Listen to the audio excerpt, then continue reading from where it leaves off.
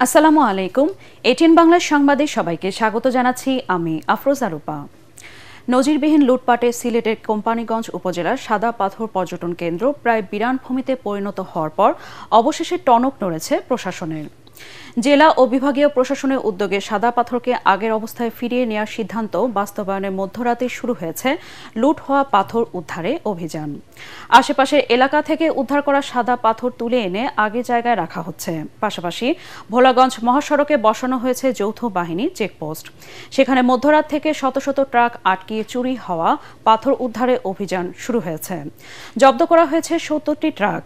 এর আগে বুধবার সন্ধ্যায় সিলেট সার্কিট হাউসে জেলা ও বিভাগীয় প্রশাসনের সমন্বয় সভায় জাফলং ও সাদা পাথর এলাকায় ২৪ ঘণ্টা যৌথ বাহিনী মোতায়েন, গোয়েনঘাট ও কোম্পানীগঞ্জে পুলিশের চেকপোস্টে বসানো, পাথর চুরির সাথে জড়িতদের আইনের আওতায় আনা সহ ৫ দফা সিদ্ধান্ত নেওয়া হয়।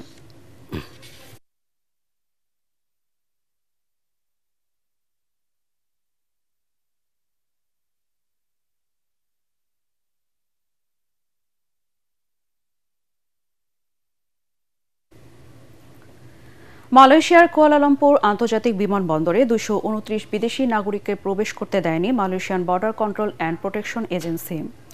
বিমানবন্দর কর্তৃপক্ষ জানিয়েছে তারা প্রবেশ শর্ত পূরণ করতে ব্যর্থ হয়েছেন। এদের মধ্যে ২০৪ জন বাংলাদেশি নাগরিক রয়েছেন। এছাড়াও ভারতের ১৪ জন, শ্রীলঙ্কার ৩, পাকিস্তানের ৩, ইন্দোনেশিয়ার ৩ এবং কম্বোডিয়ার ২ জন নাগরিক রয়েছেন। প্রবেশ করতে না দেওয়ার কারণ সম্পর্কে বিমানবন্দর কর্তৃপক্ষ জানিয়েছে ভুয়া হোটেল বুকিং, ফেরার বিমানের টিকিট না থাকা এবং পর্যাপ্ত আর্থিক সামর্থ্যের প্রমাণ উপস্থাপনে ব্যর্থতা। সংস্থাটি এক বিবৃতিতে জানায় এদের সবাই মালয়েশিয়ায় অবৈধভাবে থাকা এবং কাজ করার জন্য এসেছিল।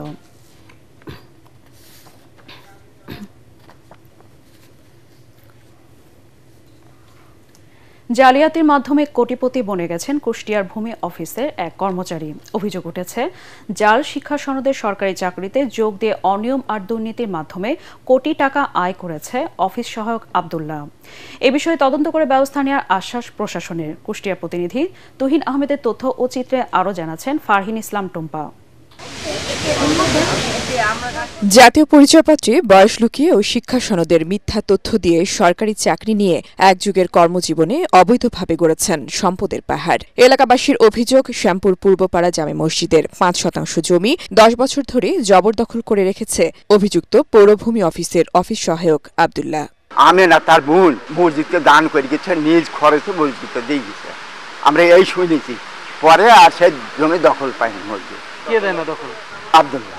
এসএসসি পাস করেছে ১৯৮৮ সালে। কোন ডিভিশনে স্যার? এটা আমার রেকর্ড অনুযায়ী যা পাইছি 3rd ডিভিশন। ব্যক্তি মানুষ হিসাবে সকলের কাছে ঘৃণার প্রাপ্ত। ওনার যখন আব্দুল্লাহ চাকরি হয় তখন নিম্ন হলেও ৪৮ বছর বয়স, আর সরকারি চাকরি তো ধরেন ৩২ বছর পরে আর হয় না। এছাড়াও সরকারি জমি আত্মসাৎ ও নিজ ভাই ও আত্মীয় স্বজনের সাথে প্রতারণার অভিযোগ রয়েছে তার বিরুদ্ধে। এই পৈতৃক ভিটার আমার 50% অংশ, আব্দুল্লাহর 50% অংশ, অথচ আমাকে বাড়িতে আসতেও দেয় না, ঢুকতেও দেয় না। আওয়ামী লীগের প্রভাব খাটিয়ে এলাকায় ও হচ্ছে আমার মতো ছোট ভাইয়ের জমি আমার পৈতৃক সম্পত্তি এখন পর্যন্ত দেয়নি। মিরপুর পৌরভূমি অফিসের তহসিলদার আব্দুল্লাহর পক্ষে সাফাই দেওয়ার চেষ্টা করলেও জাল সনদে চাকরি লাভের বিষয়ে দ্রুত ব্যবস্থা নেওয়ার আশ্বাস উপজেলা সহকারী কমিশনারের। প্রতারকের জন্য মানবিকতা দেখাচ্ছেন ভাই। আপনার একসাথে এই কথা বলতে হলে আমাকে কিন্তু বাইরে যা কথা বললি আমি আপনার সাথে আপনি যেটা বলছেন তার উত্তর দিলে তার বিরুদ্ধে যায়। আমি চাচ্ছি যে এটা আমার প্লিজ আমাকে জিজ্ঞাসা করেন না। নিয়োগ বোর্ডের দায়িত্ব হচ্ছে এই বিষয়গুলোকে যাচাই করা। অনিয়ম দুর্নীতি প্রসঙ্গে কথা বলতে নারাজ অফিস সহায়ক আব্দুল্লাহ। পরে গোপন ক্যামেরায় তার জালিয়াতির কথা ধারণ করা হয়। এই রেকর্ডিং ছাড়া আপনারা কথা বলতে পারছেন না, আপনি বলেন আমার সাথে বসে। বলেন, আমি বসতেছি। ক্যামেরা বন্ধ করো, ক্যামেরা বন্ধ। সরকারি চাকরি করেন, আপনি একটা ঠুনকো বেজের উপর চাকরি করতেছেন। আপনি যেখানে এসএসসি পাস করার পরে ক্লাস 7 এর সার্টিফিকেট। আচ্ছা, এগুলো তো আবার তুলছেন কেন? আমি তো বললাম এগুলো সব বাদ দিয়ে কিন্তু এটা তো আপনি আমার সাথে বলবেন ভাই। আপনি আমার সাথে বলবেন, মাফ করে দিন, আমার সাথে বসে একটা ঝামেলাটা মিটাই ফেলেন। আপনি আর কথা বলেন না, আপনি চলে যান। অভিযোগ প্রমাণিত হলে আব্দুল্লাহর বিরুদ্ধে যথাযথ ব্যবস্থা নেওয়ার কথা জানায় জেলা প্রশাসন। যার বিরুদ্ধে কমপ্লেইন তার বিষয়ে আমরা খোঁজ খবর নিব এবং তদন্ত করে বাকি আমরা সত্যতা যাচাই করে তারপরে যদি সত্য পাওয়া যায় তাহলে তার বিরুদ্ধে ব্যবস্থা নেব। অফিস সহায়ক আব্দুল্লাহর অনিয়ম আর দুর্নীতির সুষ্ঠু বিচার দাবি ভুক্তভোগী সহ এলাকাবাসীর। Bureau report, ATN Bangla. পরবর্তী সংবাদ দেখার আমন্ত্রণ জানিয়ে এখনকার মতো শেষ করছি। এটিএন বাংলার সংবাদ ইউটিউবে দেখতে ব্রাউজ করুন youtube.com/ATN Bangla News। ধন্যবাদ সবাইকে।